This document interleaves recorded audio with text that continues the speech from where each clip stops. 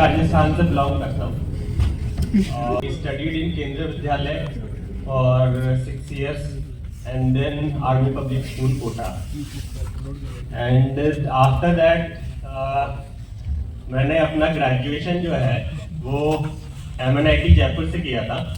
तो 2009 में मैंने कॉलेज स्टार्ट किया mechanical engineer from MNIT Jaipur and 2009 से लेके 2013 तक वो 4 साल ग्रेजुएशन चला। ठीक है, 2013 में कॉलेज के थ्रू जो हमारा प्लेसमेंट कैंपस होता है, तो उसके थ्रू आई गॉट सेलेक्टेड इन टाटा मोटर्स।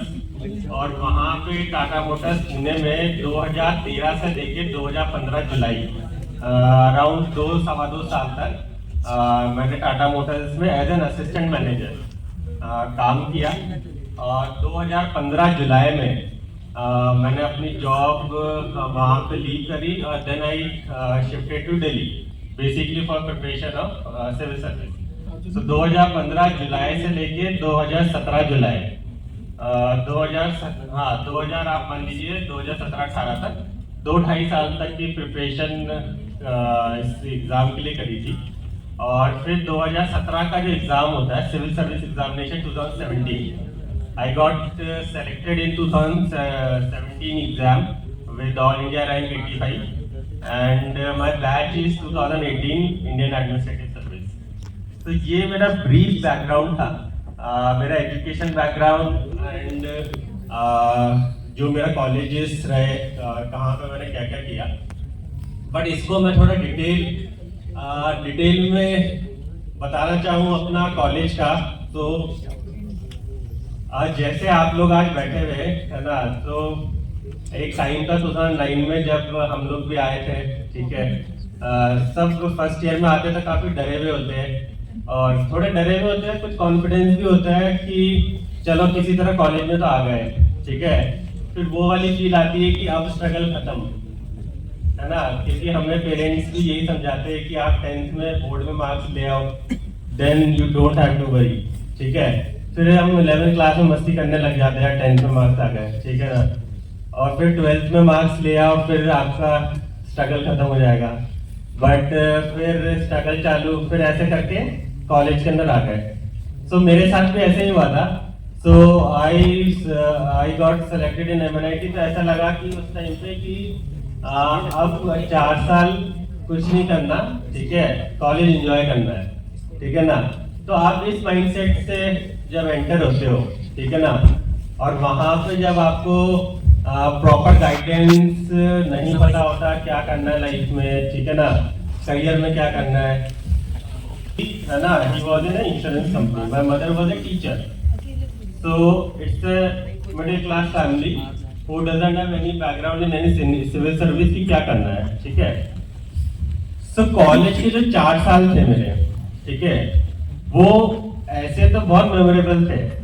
ठीक है, बट आप एकेडमिक्स के पॉइंट ऑफ व्यू से देखेंगे तो माय CGPA वाज 6.6। सर यहाँ तो प्रिंसिपल से डांट देते हैं हमारे 6.6 CGPA पे। नहीं, अब 6.6 CGPA में बेसिकली प्लेसमेंट के लिए एलिजिबल भी नहीं होते हैं। बिल्कुल सही, आई थिंक, है ना। तो अब आप देखिए कि ऐसा क्यों हुआ। मैं इसलिए थोड़ा सा बैकग्राउंड आपको बता रहा हूँ ताकि आप लोग रिलेट करें, because you all are in college. ठीक है, फर्स्ट ईयर कैसे निकलता है कि यार अभी तो कॉलेज में आया, अभी तो मजे मारने का टाइम स्टार्ट हुआ है। ठीक है ना, बाद में देखेंगे। ठीक है, तो वो मजे मारने का टाइम फर्स्ट ईयर पता ही नहीं चला कैसे निकल गया, क्योंकि फर्स्ट ईयर तो कंबाइन होता है, सारी ब्रांचेस सब एक साथ बैठते हैं। ठीक है ना, तो फर्स्ट ईयर निकल गया ऐसे ही। ठीक है, फिर सेकेंड ईयर में आपको लगता है कि अच्छा ठीक है सेकेंड ईयर में है तो चलो क्लासेस जाना चालू करते हैं। फर्स्ट ईयर में तो क्लासेस ही नहीं जाते थे, एक ऐसा टाइम था। मतलब ये मैं इसलिए बता रहा हूँ, और although it is not to boast about, है ना, इसकी प्राइस मैंने पे करी है, उसको मैं बताऊंगा क्या पे किया है मैंने। ठीक है ना, सेकेंड ईयर में आप क्लास जाना स्टार्ट करते हैं, थोड़ा सीरियसली लेना है ना, मैंने स्टार्ट किया, चलो ठीक है चालू करेंगे। ठीक है ना, बट आप देखिए इट्स नॉट लाइक कि केवल ब्राइट स्टूडेंट्स ही 9 पॉइंटर या 10 पॉइंटर बनाते हैं। ठीक है ना, इट्स ऑल अबाउट एटीट्यूड। हम कहते हैं कि ये तो आईएएस इसलिए बन गए क्योंकि ये तो इंटेलिजेंट होंगे, ठीक है ना, ऐसा नहीं होता, ठीक है। माय परसेंटेज आज 85 10th के अंदर, ठीक है ना, 12th में भी 12th में आई हैड 78%, ठीक है, तो it's a very normal thing, ठीक है। अब क्या होता है कि जब आप पढ़ाई करना छोड़ देते हैं ना, तब आप फिर कोई सा भी एग्जाम क्लियर नहीं करते।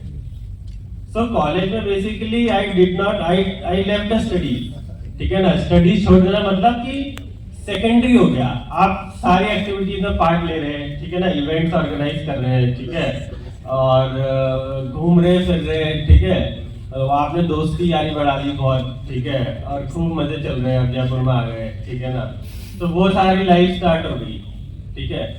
बट क्या होता है ना, थर्ड ईयर में आके, थर्ड ईयर में आपको कहीं ना कहीं स्टक होने लग जाता है कि व्हाट यू आर डूइंग, क्योंकि फोर्थ ईयर में तो कॉलेज आपको नहीं पालेगा ना, फोर्थ ईयर में तो आपको अपने पैरों पे खड़ा होना है। अभी आपके पेरेंट्स आपको क्वेश्चन इसलिए नहीं कर रहे बिकॉज उनको पता है कॉलेज कर रहा है, कॉलेज के बाद देखते क्या करता है, प्लेसमेंट ले लेगा, कुछ कर लेगा। तो थर्ड ईयर का जो लास्ट टाइम होता है उसमें मेरे को कहीं ना कहीं स्टक हो गया था what I am doing in my life, ठीक है। आई डोंट हैव सीजीपीए, ठीक है ना, I don't have bank balance, I don't have a big business empire, तो लाइफ में करना क्या है ना। तो वहां से आपको रियलिटी समझ में आती है, बट तब बहुत देर हो चुकी होती है। But I was being lucky कि मेरे को थोड़ा ऑटोमोबाइल में इंटरेस्ट था, ठीक है। I used to read automobile magazine शुरू से ही, ठीक है। तो थर्ड ईयर में और ज्यादा ऑटोमोबाइल पढ़ने लग गए, ठीक है ना, क्योंकि पता था कि ऑटोमोबाइल की कंपनी आती है कॉलेज में। अब देखिए थर्ड ईयर में ये टारगेट था किसी तरह से प्लेसमेंट हो जाए। आप एक ऐसे कॉलेज में गए हो जिनका प्लेसमेंट भी ठीक ठाक है, ठीक है, आप खुद भी ब्राइट हो, फिर भी आपको प्लेसमेंट का डर लग रहा है कि किसी तरह से प्लेसमेंट हो जाए। और ये रियलिटी के सारे कॉलेज की है ना, मतलब खुद एमएनआईटी से हो, ठीक है ना। It's not like a fairy tale कि सबका हो जाता है, ये हो जाता है ना। आप धीरे धीरे जाओगे, आपका मतलब हो जाता है, अल्टीमेटली लाइफ सबकी सेटल होती है, ठीक है ना। बट थर्ड ईयर के एंड में जब प्लेसमेंट हुआ, फोर्थ ईयर में जब कंपनी आई, ठीक है ना, तो आपकी थोड़ी नॉलेज काम आती है। एप्टीट्यूड हुआ, ठीक है, एप्टीट्यूड ठीक ठाक था, एप्टीट्यूड में आप पास हुए, जीडी में आप बोला कुछ, टाटा मोटर्स आई थी। इंटरव्यू के अंदर ऑल द जितने भी साथ वाले थे they all were 10 pointers 9 pointer, ठीक है ना। मेरी ऑटोमोबाइल की नॉलेज ठीक ठाक थी और उसके बाद इंटरव्यू हुआ और मैं सेलेक्ट हो गया। तो देखिए एक बार जब यहाँ से सेलेक्ट होते हैं ना, फिर आपको बिग पुश मिल गया, अब तो लाइफ सेटल है। ये बहुत बड़ा मिथ होता है, ठीक है ना। अब हम कुछ नहीं करेंगे, अब हम मस्ती करेंगे, फिर वो अगेन फेज चालू हो गया, अब तो प्लेसमेंट हो गया, अपना टेंशन, ठीक है। बट जब आप नए वर्ल्ड में आते हो, अब आप आ गए हो सर्विस के वर्ल्ड में, जॉब के वर्ल्ड में। जॉब के वर्ल्ड में आप अकेले हो, हमेशा ध्यान रखना। यहाँ पे आपके बैचमेट्स, फ्रेंड्स, ठीक है ना, आपके पेरेंट्स वगैरह सब सपोर्ट करने के लिए होते हैं। जॉब में आप एक नई स्टेट में जाओगे, नई है ना सिटी में जाओगे, ठीक है ना। वहां पे जब आप जॉब करना स्टार्ट करते हो तो रियलिटीज कि आपको समझ में आता है कि आपको ये नहीं करना है या आपको ये करना है। अभी आपको सबको लगता है कि हमें बस जॉब दे दो।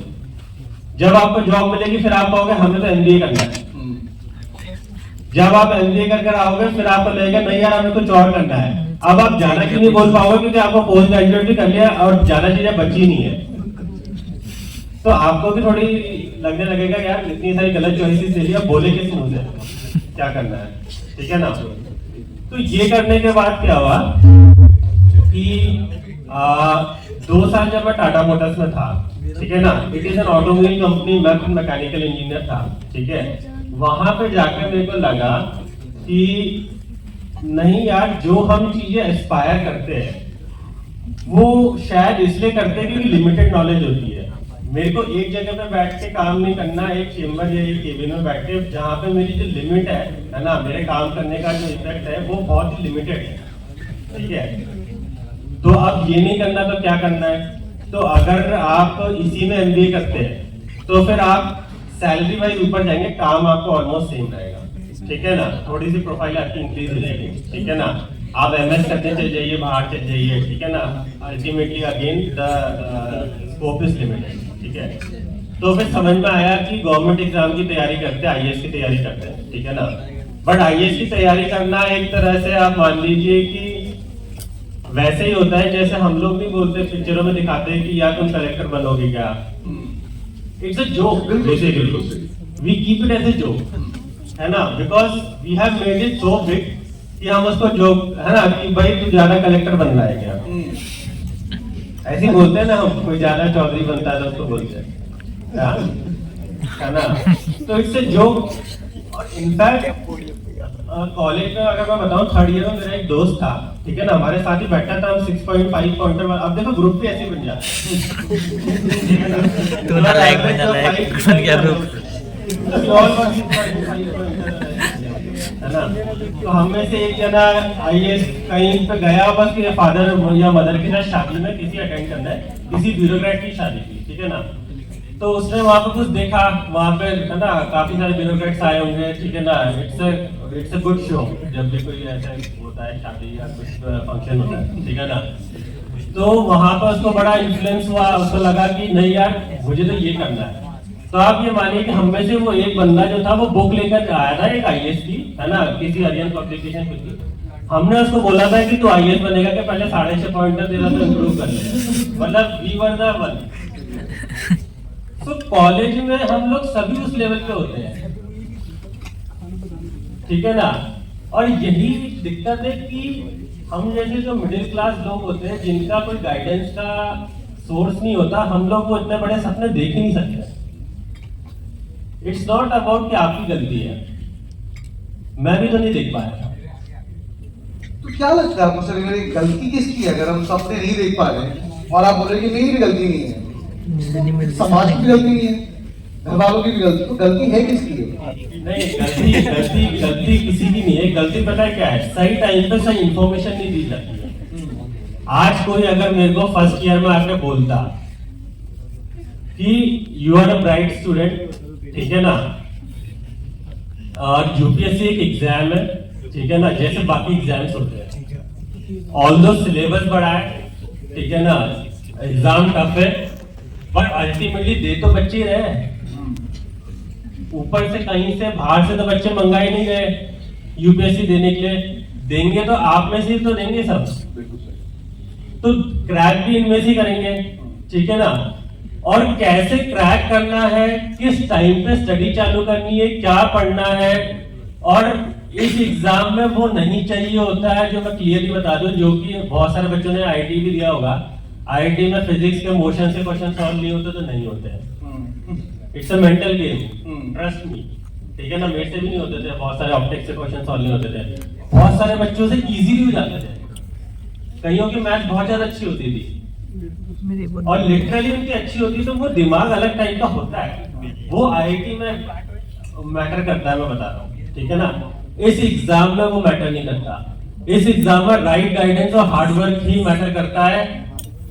कितने सारे मेरे साथ के जो थे, जो आईआईटी के टॉपर थे, जो हमारे साथ में तैयारी करते थे, मेडिकल के टॉपर थे, ठीक है ना, टॉपर मतलब टॉपर, रैंक 1 रैंक 2 की बात कर रहा हूँ ना, आईआईटी रैंक 1 रैंक 2 समझ जाइए क्या होता है। They are not qualified because it's a long process, ठीक है ना।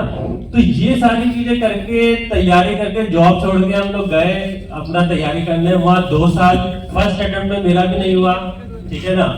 फर्स्ट अटेम्प्ट में नहीं होने के बाद देखिए एक ये भी होता है, जब आपका फर्स्ट अटेम्प्ट में नहीं होता है, ठीक है ना, तब आपको लगता है कि गलत डिसीजन ले लिया गया। क्यों? क्योंकि आप तो ऐसे एग्जाम की तैयारी करने चल गए जिसमें आपको वैसे ही लग रहा था नहीं होगा, और फिर आप जॉब छोड़कर भी गए हो। तो I had so many things to lose because I was not 21 कि मेरे पास 10 साल है, ठीक है ना, कोई टेंशन नहीं है, 3-4 साल तैयारी भी कर ली तो क्या हुआ, ठीक है ना। I left my job when I was 24 या 25, ठीक है। I went to Delhi when I was 25, ठीक है। 25 की एज में आप जाते हो और जो पहला अटेम्प्ट होता है ना, वो पूरा अटेम्प्ट देने में 1 साल की तैयारी तो करोगे, ठीक है ना। आज अगर मैं तैयारी का सोचता हूँ, 1 साल तैयारी करूंगा अगले साल लिखने के लिए, तो 2024 का एग्जाम दोगे, तो 2024 का एग्जाम में अगर आपका प्रीलिम्स निकलता है तो वो मेंस आते आते, इंटरव्यू का रिजल्ट आते आते 1 साल और लगते हैं। तो पहले अटेम्प्ट जो होता है ना, उसका फेलियर भी डिसाइड होगा वो है, क्योंकि एक साथ तैयारी करोगे, प्रीलिम्स होगा, 5 महीने बाद मेंस होगा, ठीक है ना। मेंस में आपका नहीं हुआ तो फिर आपको समझ में आया कि मेरा नहीं हुआ, तो 1.5 साल बाद आप, तो पहले अटेम्प्ट में 2015 जुलाई में जब मैंने तैयारी चालू करी, 2016 में एग्जाम दिया, 2016 में मेरा प्रीलिम्स निकला, ठीक है ना। 2016 का जो मेंस था दिसंबर में, मेरा मेंस नहीं हुआ, तो तब समझ में आया कि ये क्या कर दिया, गलती कर दी। और मेरा ऑप्शनल था इकोनॉमिक्स, है ना, और तो मैंने इंजीनियरिंग करी थी, तो मेरे को लगा मैंने गलत ऑप्शन ले लिया, गलत सब्जेक्ट ले लिया, और फिर लगने लगा कि यूपीएससी सही में बहुत अनप्रिडिक्टेबल है। जितनी भी वो बातें थी ना जो हम सुनते हैं, बहुत टफ एग्जाम है, इंडिया का टफेस्ट एग्जाम है, अनप्रिडिक्टेबल है, किस्मत भी बहुत रोल प्ले करती है, ठीक है ना, कैसे होगा, ठीक है ना, वो सब बातें याद आने लगी। और it's a very fearful experience. Then I started preparing for other exam. आप देखिए, nobody is confident from the very beginning. बन जाते हैं तो सबको लगता है कि यार इनका तो होना ही था, ठीक है ना। सेकंड अटेम्प्ट से पहले मैंने आरबीआई का एग्जाम दिया, स्टेट बैंक ऑफ इंडिया का एग्जाम दिया, ईपीएफओ का एग्जाम दिया, जूनियर रिसर्च फेलोशिप, ठीक है ना, एंड एक दो और एग्जाम दिए सेकंड अटेम्प्ट में, क्योंकि मेरे को डर लगा कि मेरा नहीं होगा, तो मेरे को तो जॉब चाहिए ना। जॉब के बाद पैरेलली मैं यूपीएससी की तैयारी कर लूंगा, क्योंकि 1 साल मैंने कर लिया। लकीली उसी अटेम्प्ट में ये सारे एग्जाम भी क्लियर हुए, और मेरी जो 85 रैंक आई थी उसी अटेम्प्ट में आई थी।